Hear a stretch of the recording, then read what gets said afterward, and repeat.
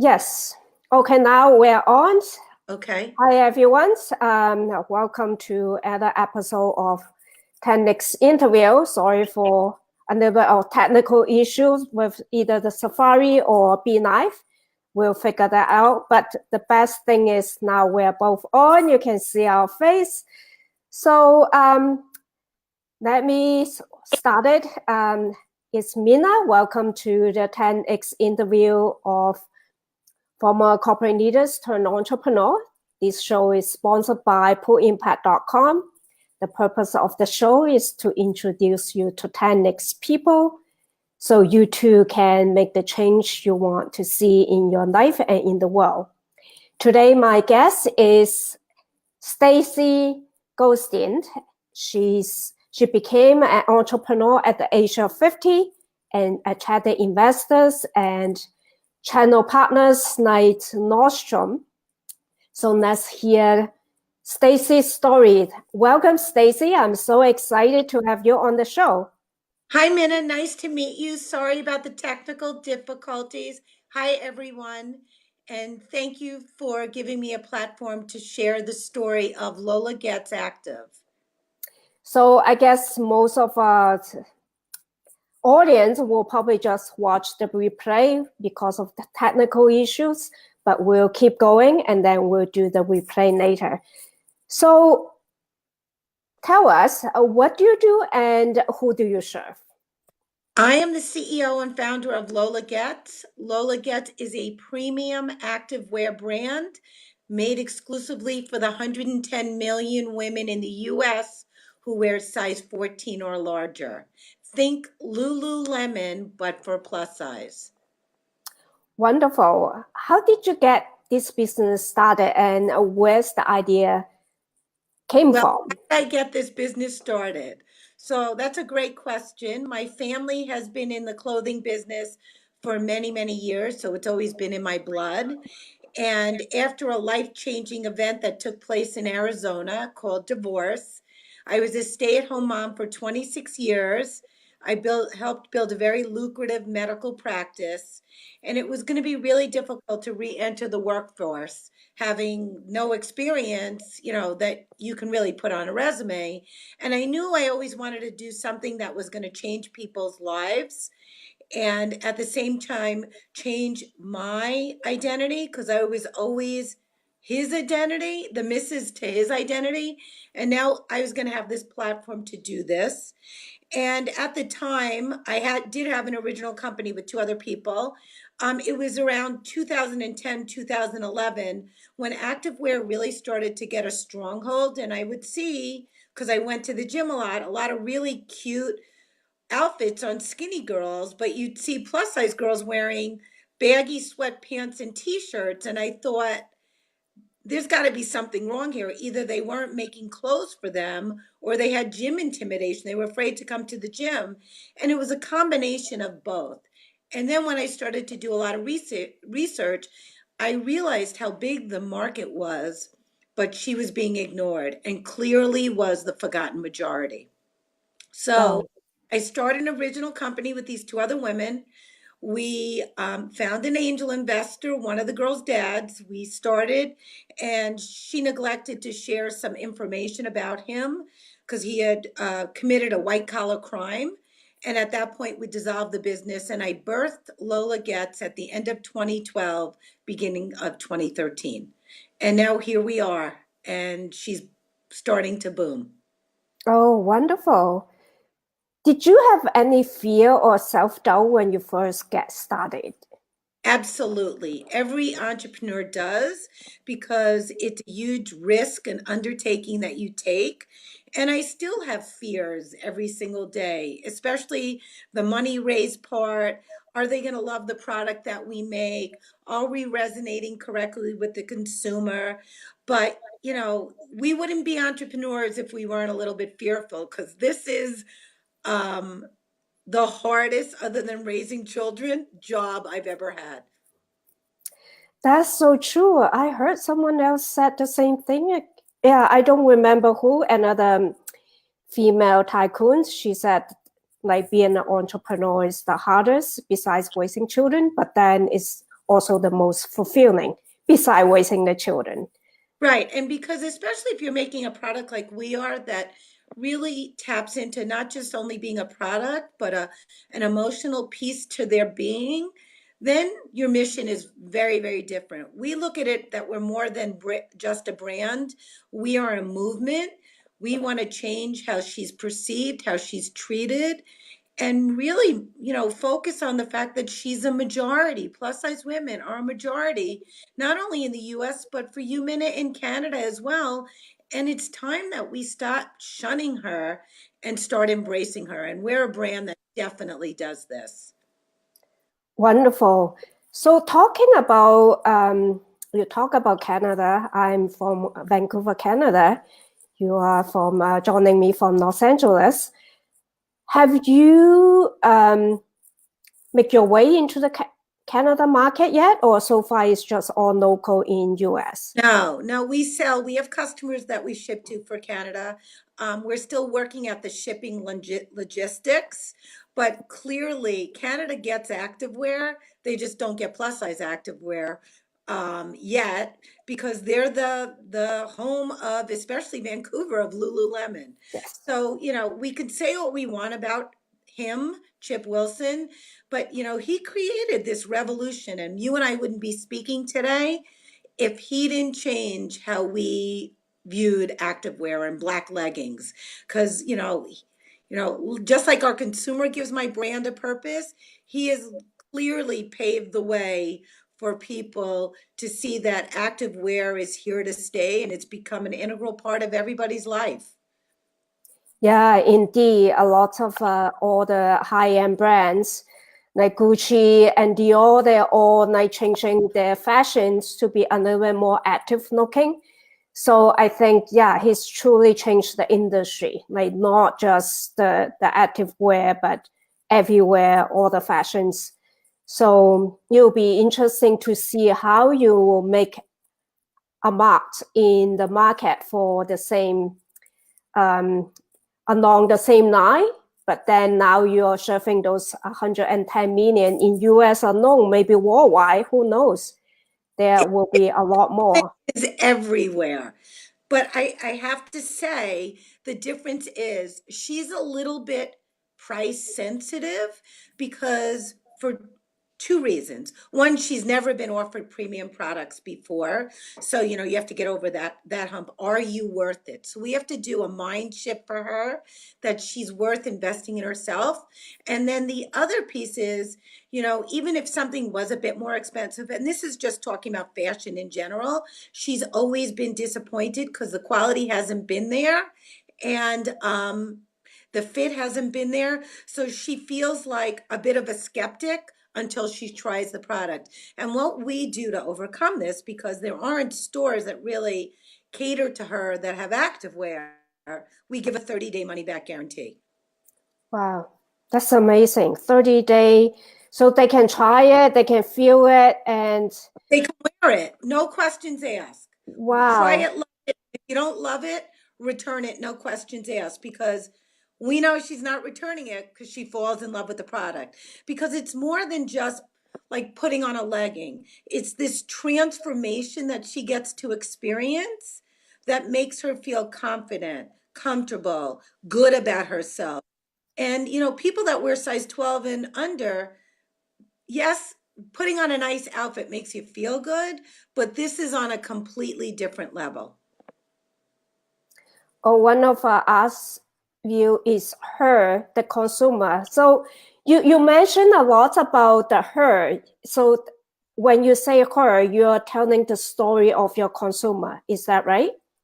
Yes, because it's not about us as a brand, it's about her, how important she is, how she should feel when she wears our product. We want to be the extension of her because often she's been marginalized. So it's really important for us as a brand, and our mission is to make it all about her. She's all that matters, right? So ultimately, you ask, what is the success of a brand, right? That would be like, don't you want to be, everybody wants to be successful and make money. But the first piece of the equation has to be the mission. Like, money is going to come and success of your brand's going to come if you truly care and embrace who you're serving. And she demands now to have great fitting products, great products that are going to last. And we are going to make sure that we can meet her demand because she deserves it. That's so wonderful. You talk about her so vividly. Tell me, how did you find out your target market? How do you learn all about them and able to speak their language and know them even better than they do know themselves? Well, we did a ton of research.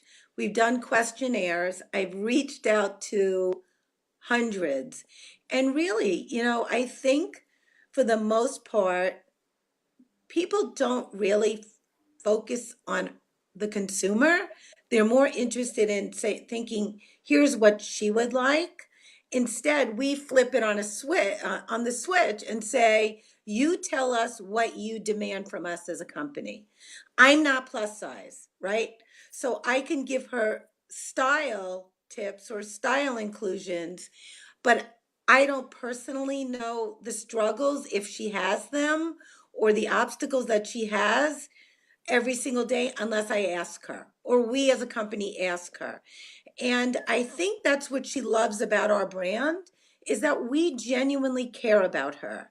We want her, when she puts the product on, to feel good about herself. And I don't necessarily think most clothing brands do that. Their mission is to put a product out, convince her or any consumer, this is what you're supposed to have, and that's it. We take a much different approach because without her, our brand doesn't have a purpose. And that's how we view things. That's amazing. For a brand to work really well, there's two components, the financial part, not, well, of course, the company's financial. I'm talking from the perspective of your customers, the financial and the emotional. How is your brand able to provide them both the financial and the emotional part to complete the package? Let me give you an example. For example, if the brand make her feel a certain way, that will change how she be confident, she carry herself differently. It might increase the way she carry herself, do her business or work. That does have both financial and emotional impact. So how has your brand been able to change both? Because most of the brand now is either financial or emotional. Most of them hasn't been able to combine the both.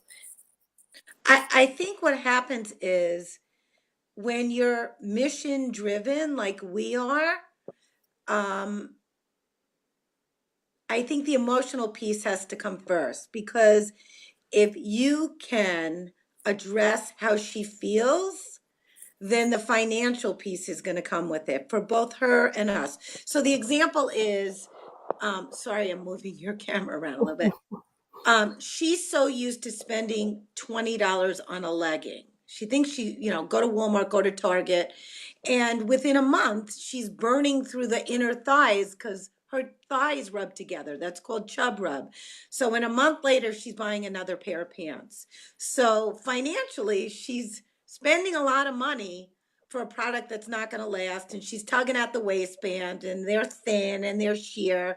But when she buys ours, yes, it may be the first time she buys, it's $80, but we give her a discount for the first time that she comes to the site, and she puts them on and she starts to see these aren't going to burn through the thighs at all.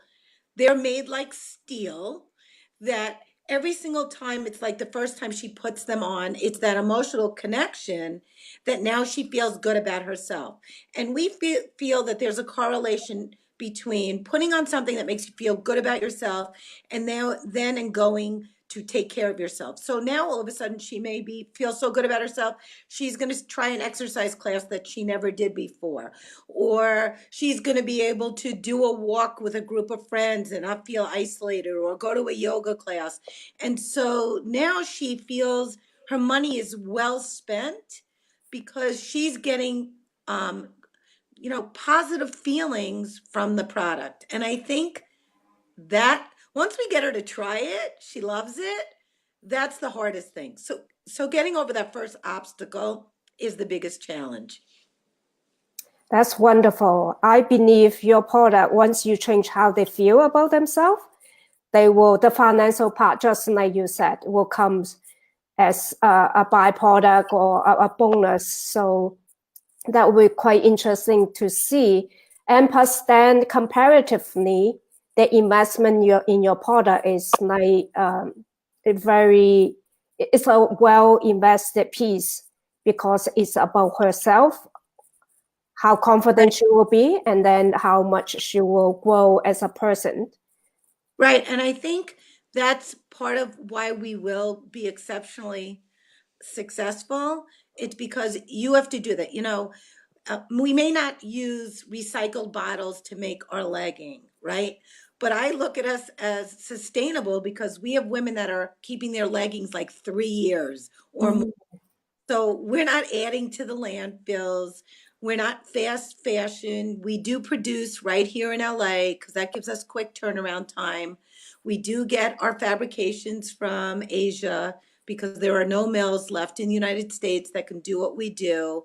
Our biggest issue for the company right now is brand awareness because we're young, very small still, and getting financed. And so I think once we get, a bit more capital in and we start to market more, I think you're going to see every curvy girl, whether she lives in Canada, the UK, the US, in Europe, anywhere in Australia, will know who our brand is.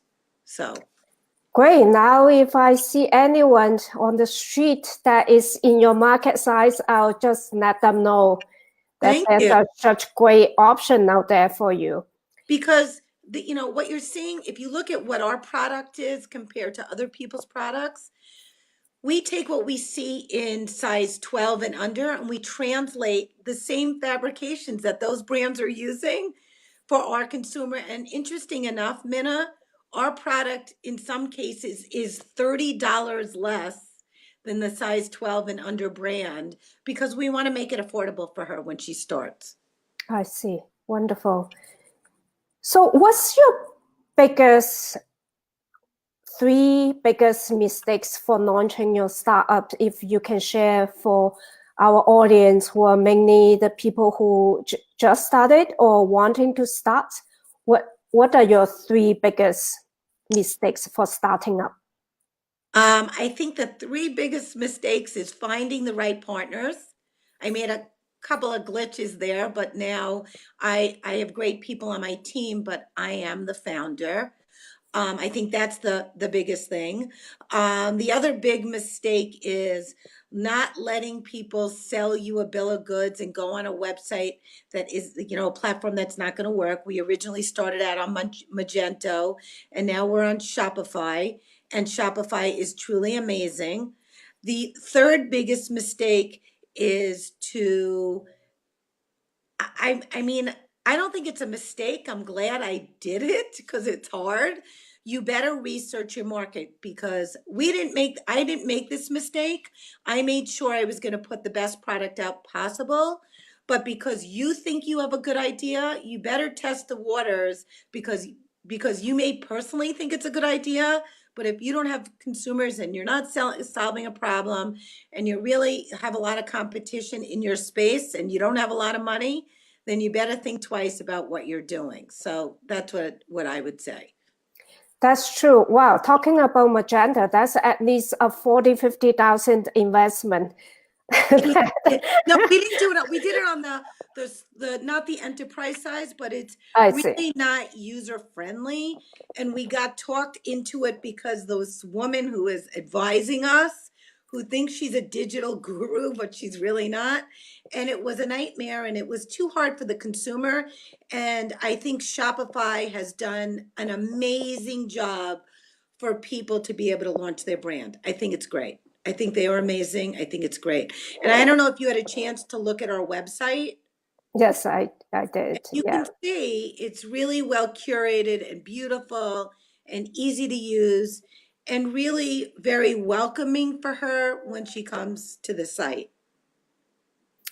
Talking about the sites, I noticed you don't have your story yourself. You don't have your own story on it. Is We that a do. conscious decision? No, we do have it. It's about us. It's in the bottom left corner. Ah, I don't, I think that people that like spend a lot of time on the site would find it, but that was my decision not to be about me, but to be about her.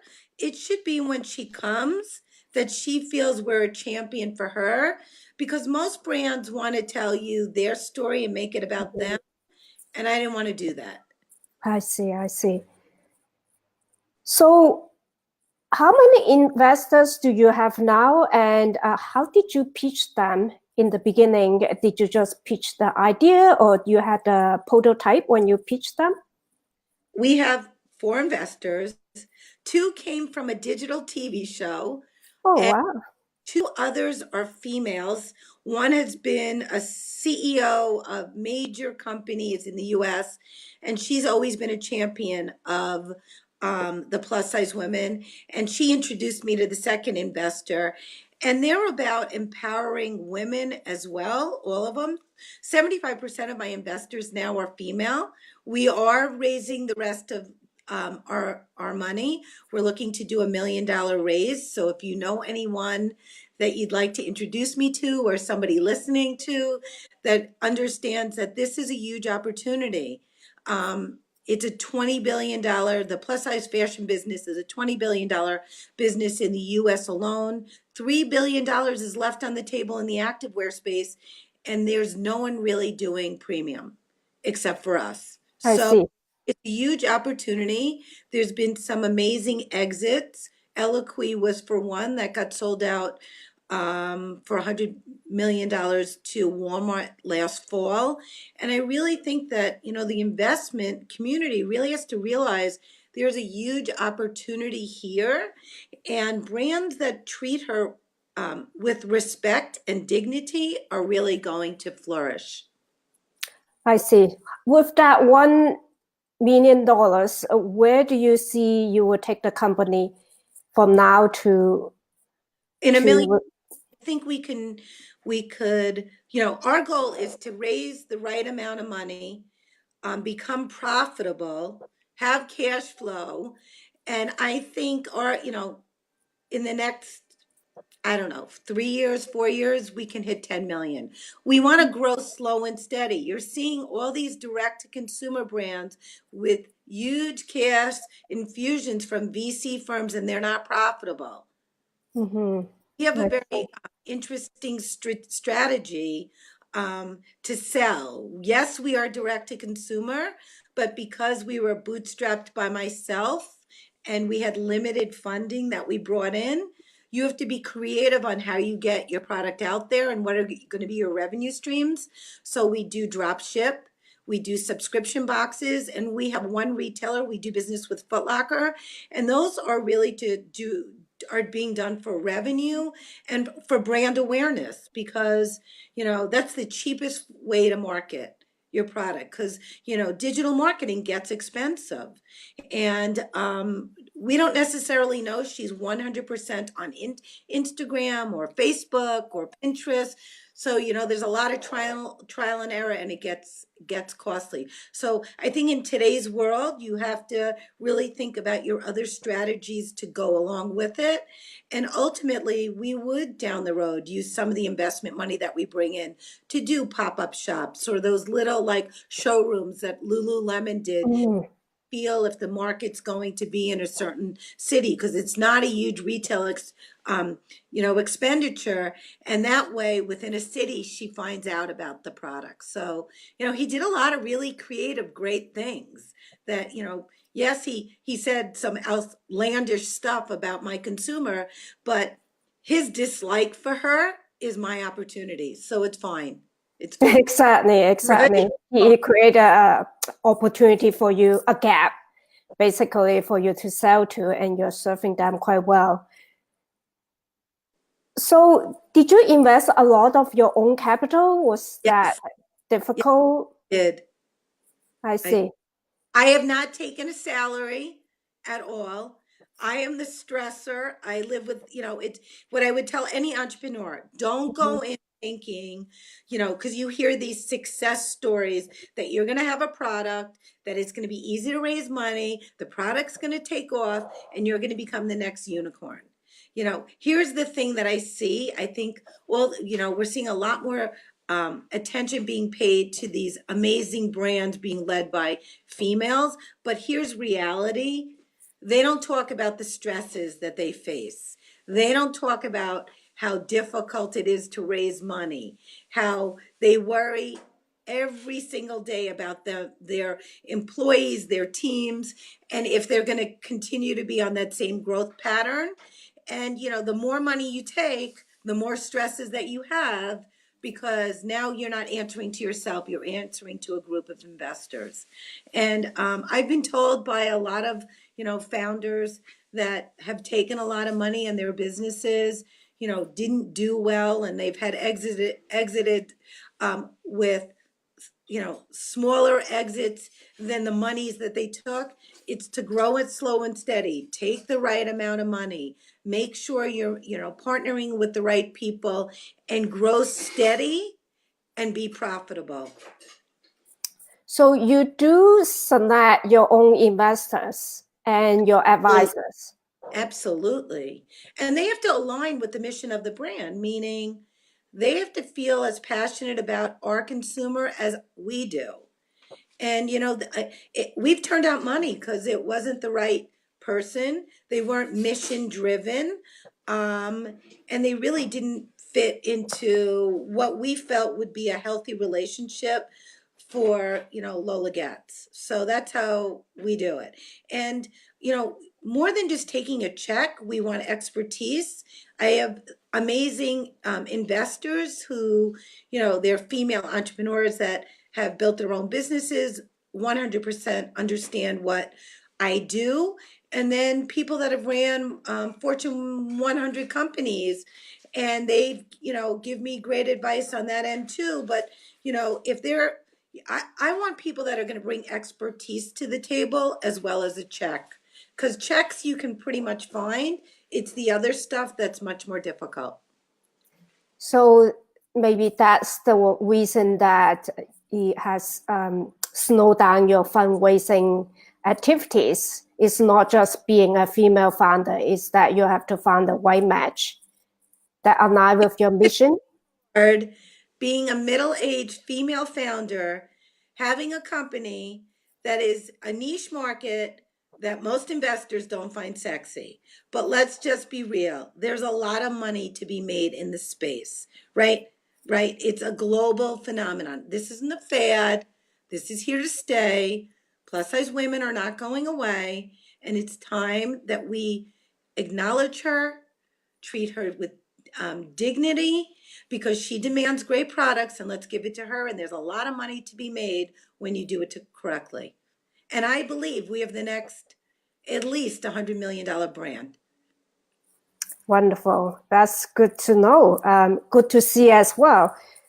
So for people who have product ideas like you, what will your best advice you can give them to get going? For example, everyone's telling me they have this idea, they want to change, or they want to get out from their career, and they never do anything. 2 years later, they still come back to ask me for advice. So I would like to see them just get started. So what would be your best advice? First and foremost, make them do research and really know who their target audience is. Because like we said earlier, you could think you have a great idea, but there could be 50 people in your space. And what's your differentiator? And you say we do it in more colors or something. It really has to be, what is it that's going to be a game changer, right? Does that make sense, right? Say they have a great idea. It's like, what do you do with this great idea?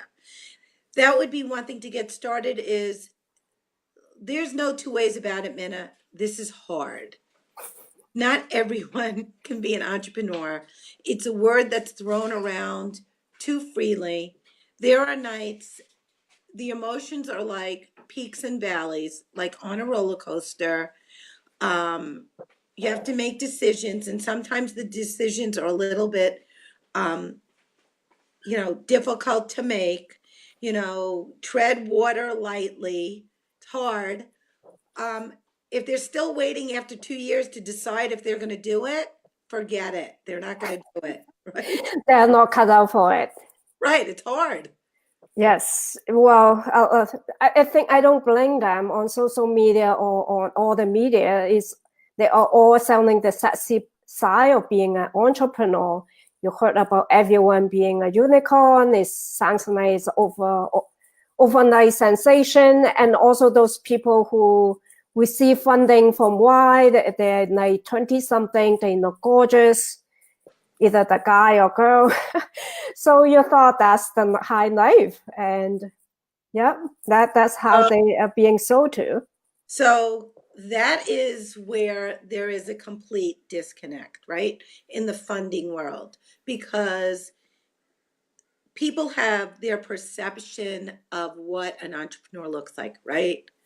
So now you're seeing a lot more attention paid to women, people of color, LGBTQ community, because I think we have to take a step back. Not everybody looks like Mark Zuckerberg from Facebook. Not everybody looks like the CEO of Glossier, this beautiful young girl. There are plenty of amazing companies that should be funded that have founders that don't look that way, right?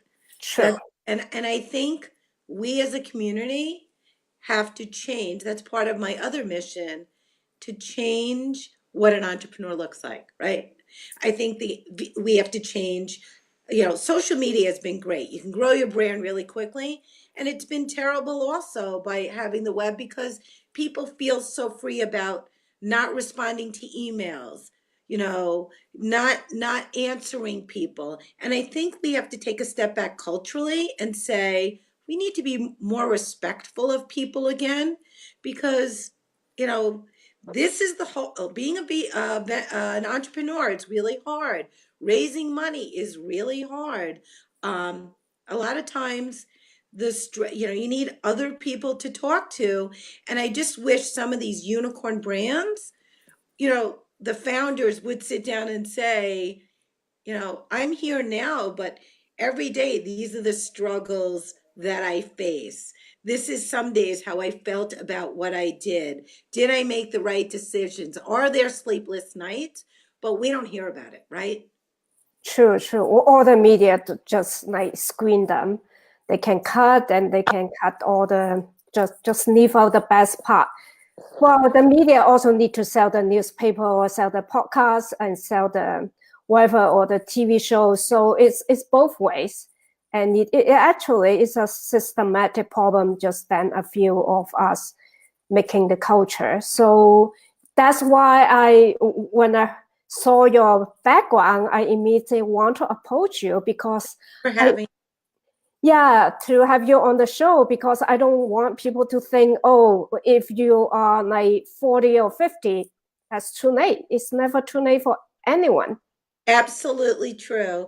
In fact, my significant other has a startup, and it is a game changer. He's on the fintech side, and their team, I think the average age is probably 58. Wow. And That's amazing. he's going, they have something that'll launch in the next 90 days.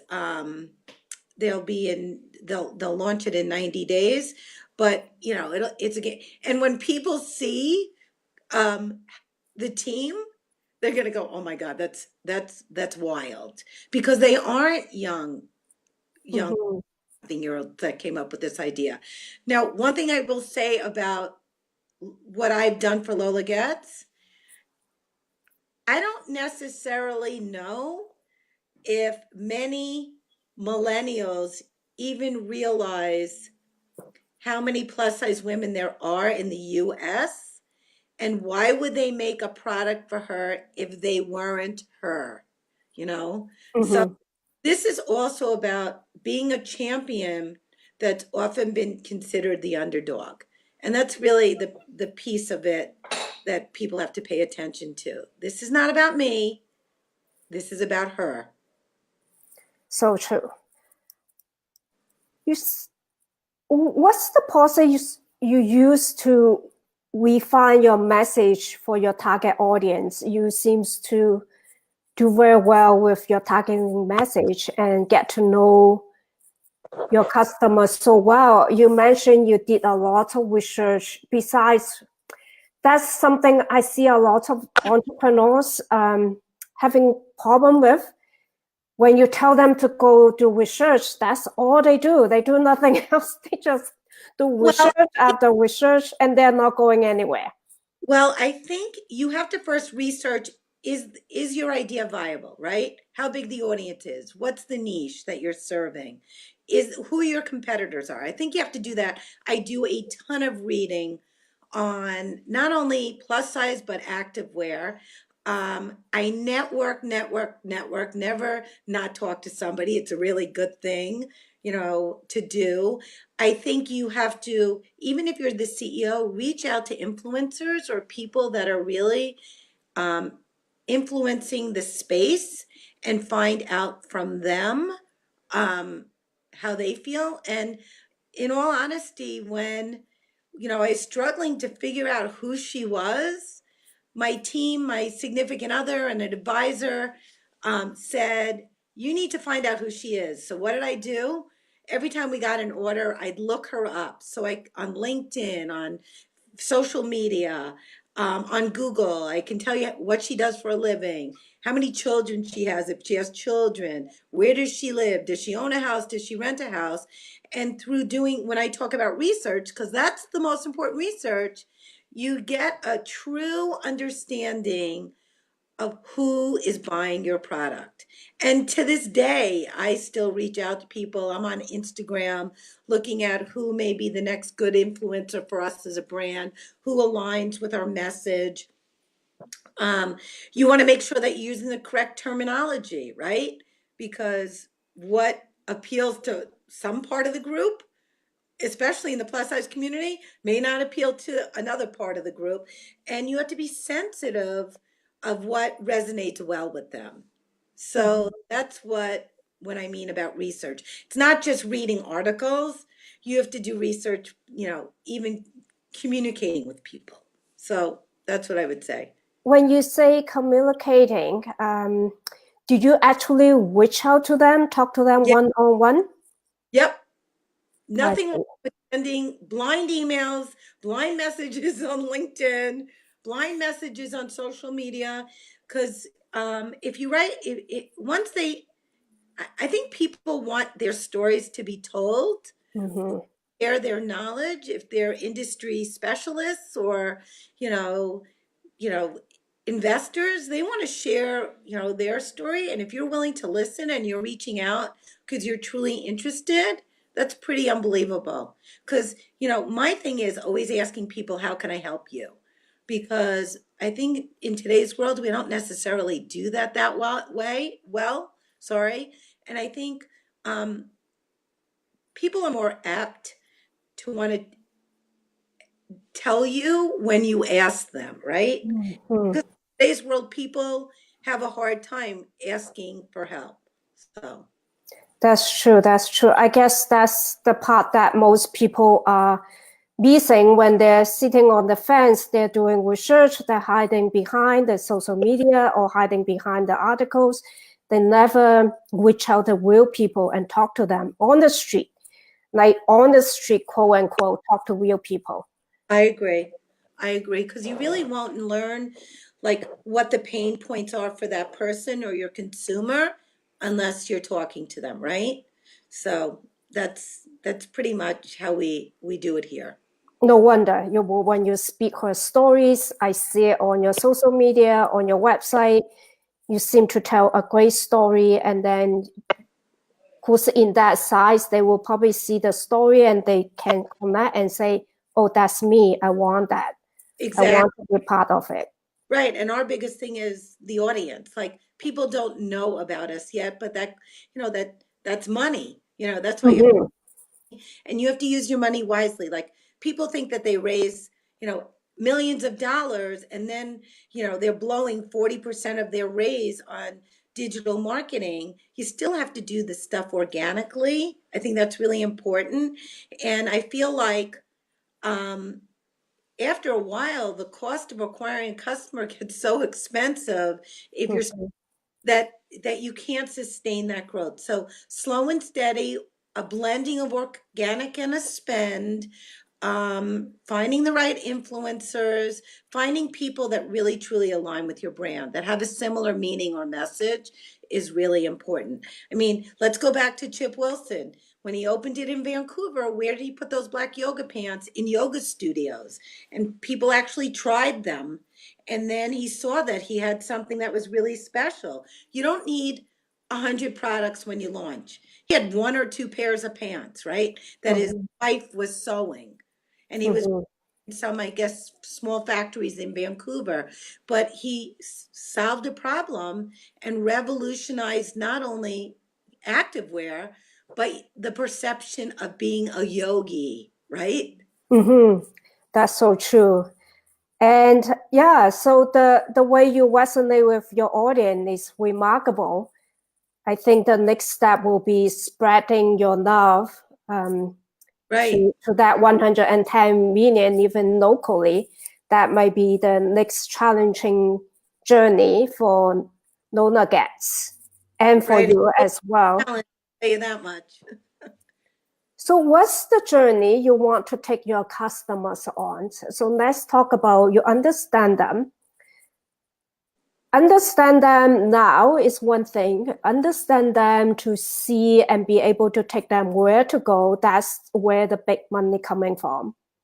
So what you have to do is um, we want to go on her personal journey with her, right?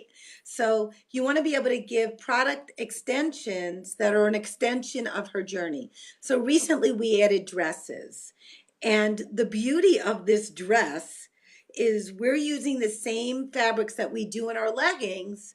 So now she doesn't have to double down on the shapewear. She could ditch her Spanx, Mm. is enough compression to hold her in. So, it's finding those products that can take her from going to the gym to going out, that has multifunction, aligning ourselves with partnerships or other brands that, could be an extension of our brand. I think right now for us to grow, we have to stay what in our pocket, and that's activewear.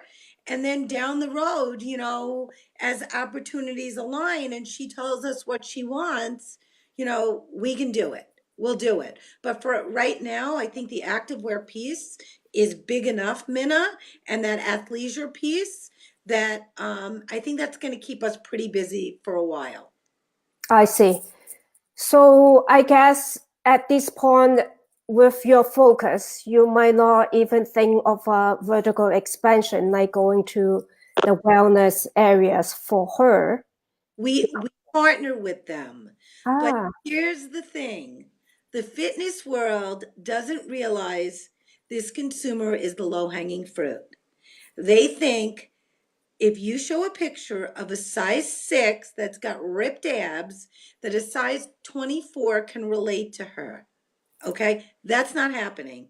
They don't realize that if you put a fit size 14 or 16 in your messaging, that's very attainable and aspirational for the bigger girl, right? Makes sense.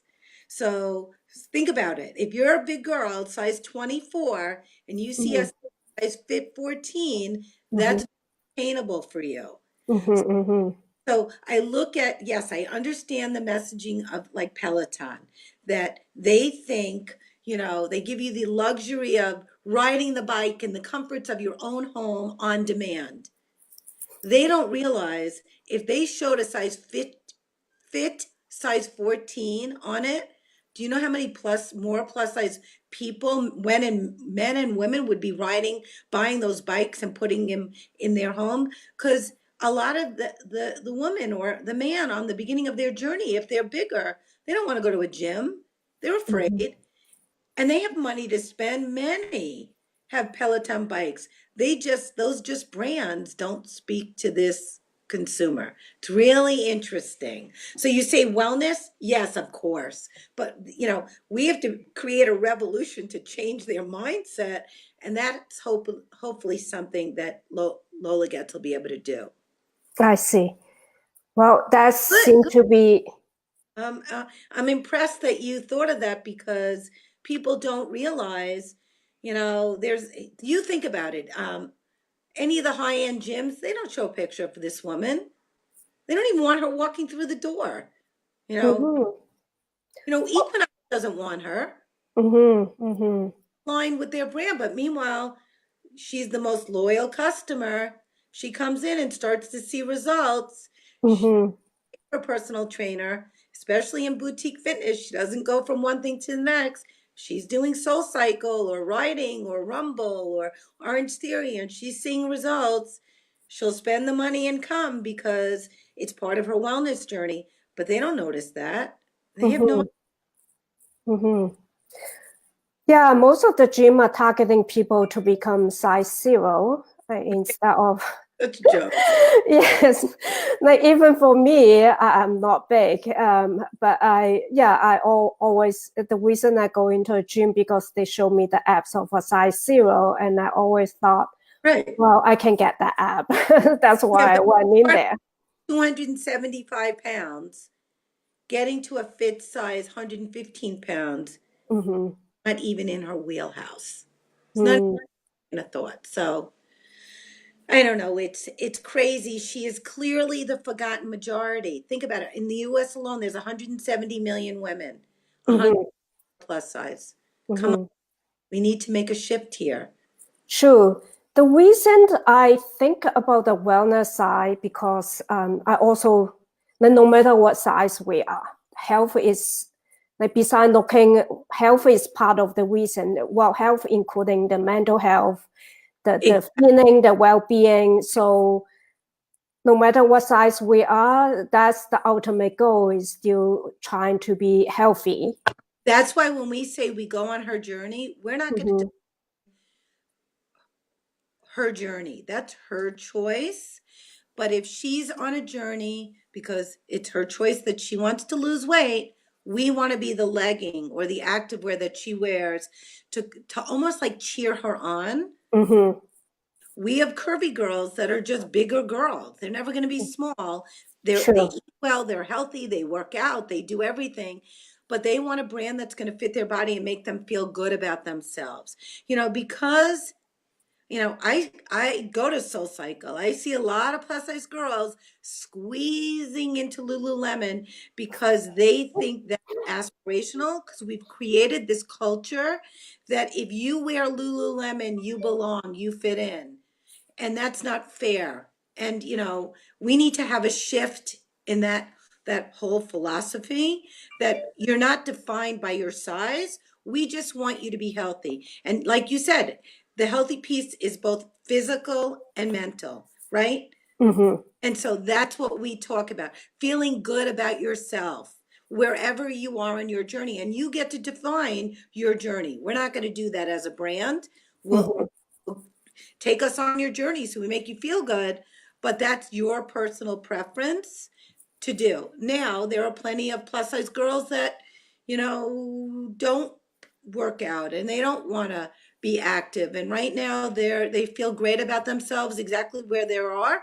And we Mm-hmm. support them because one day, hopefully, they'll want to wear great products that we make because they want to feel good about themselves, both mentally and physically. Fair enough. So, what's keeping you awake at night besides the funding part, the expansion?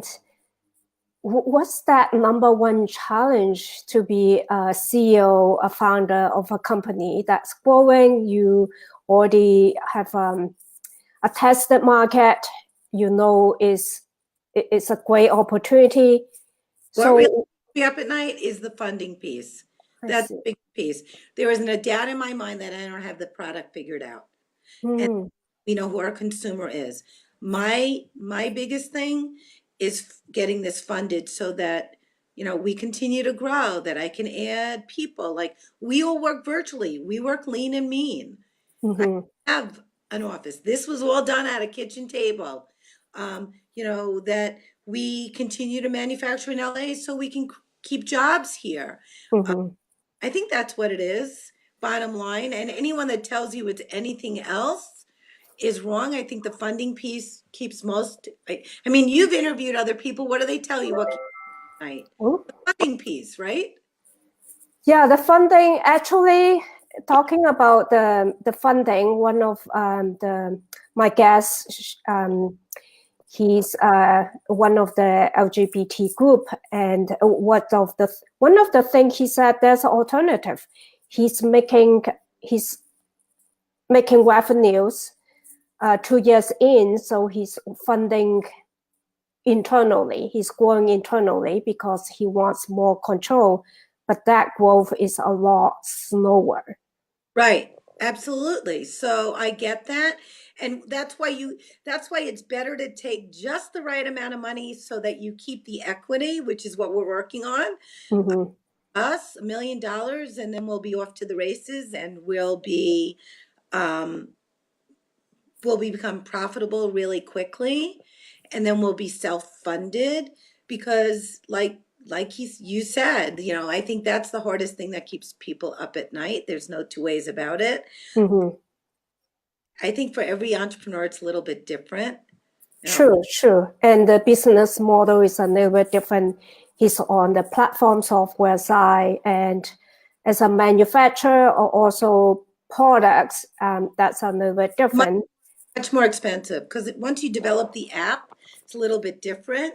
This is very, very, you have to have inventory to be able to sell. So that's True. the piece. So really, True. great question. What made you keep going every day? Now besides keep you at night, you still need to get up and get going. I'm on a mission to change how she perceives. I'm on a mission to show the world that your life isn't over because of a life-changing event and in your 40s or your 50s. And I'm on a mission that, we can produce domestically, and that, you can make a brand if you're driven and Mm-hmm. your consumer. So I'm Mm-hmm. on a mission for change. We have a thing that we say here: we're more than a brand, we're a movement, right? Because we want to move people to realize, like, let's face it, minute, everybody knows somebody who is plus size. And people that tell you they don't, they're living under a rock, right? Mm-hmm. True. And it should be a pain point whether you are or not, because for a moment, if everybody could just put themselves in her or his shoes and see how they're stigmatized, I think there would be a huge shift. Just like LGBTQ, for a moment, if you just put yourself in their shoes and feel like what the obstacles that they feel, or even people of color, I think we become a much better society. And we'd see a lot greater things go on than we currently are. I mean, look at the beauty industry. Here's a really interesting one. For years, beauty was blonde, blue-haired skin, fair skin. Now, at least the beauty industry is, using women of color, but they don't use plus size girls. True. So you will be the champion for them. That makes you When have you a think great about it, mission. how many True. you see a beautiful plus size girl, other than Ashley Graham, who now does something with Revlon, but Mm-hmm. they don't use plus size. Mm-hmm. Mm-hmm. I mean, True. It's interesting. Our society, if there's something they don't try to encourage, they just totally ignore them. right. She's often the biggest girl in the room, and she's invisible. That's so true, because people don't want to associate that. Yeah, there's a lot we have to do, or we can do as a society. That's no doubt about it. But whatever the problem is, it's your opportunity. Right. Exactly. So before I ask you my last question, where can people find you? Well, you can find us at lolagetts.com. And if you're a first-time customer, you can use Welcome 30 to save 30% on your first order. You can find us in some of the Foot Locker stores or ladyfootlocker.com or footlocker.com. You can find us in a subscription box called Dia & Co. and Wannable, and really support brands that are mission driven, right? It's easy to think of a product and put it out there, but if there isn't a story and a mission behind it, why are you buying it? True, true. So I know this one, but it'll be interesting to hear how you say it again. What's your vision for your business and for the world, for that matter? My vision for my business is to become the premier activewear athleisure brand for the women that wear size 14 or larger. That when I see her walking down the street and I know it's my product, that she's smiling, she feels good about herself, that, you know, she continues to take pictures and post pictures because, you know, it makes her feel good. My vision is to change globally how she feels, right, about herself. What was the second part of the question? And how you see the vision for the world to change. We actually talk a little bit about that. Right. We have to globally change because it's not only here, it's everywhere. She's everywhere. Stop marginalizing her. She demands to be treated with respect and have great products. Let's give them to her. She doesn't want the cheap garbage disposable stuff. And there are plenty of women that wear size 14 or larger that want great products. And we're not giving, as a society and companies, other than a handful, we're not really giving her that time to make her important. And I think globally we can do that. I can totally see you doing that. You have so much energy, and I can see you being driven and ambitious. It's quite inspirational to talk to you because so many people, like once they even reach 40, they will say they're too late. They want to stay at home taking care of the kids. So I applaud what you're doing. Create your own identity. You know, it's never too late, right? You know, do something that's going to leave a lasting impact. You know, we laugh that we're more than just a yoga pant. We change. We're a mind shifter for her, how she thinks about herself. It's really important. Thank you, Minna, for having me. Thank you. So I will say a little bit about where can people find you and wrap up the message. So if you're joining us live, thank you for sharing the conversation with Stacey and I. If you're watching the replays, please leave your comment below for Stacey and myself, then we'll answer your questions. And until next time, set intentions, take action, just like Stacey. And dream big as well, just like Stacey, and start small. So thank you for joining me again, Stacey. I would love to talk to you off the camera. Perfect. Yeah, I have some more questions. And until next time, bye everyone for now. And I will communicating with you on CBAR United. Thank you.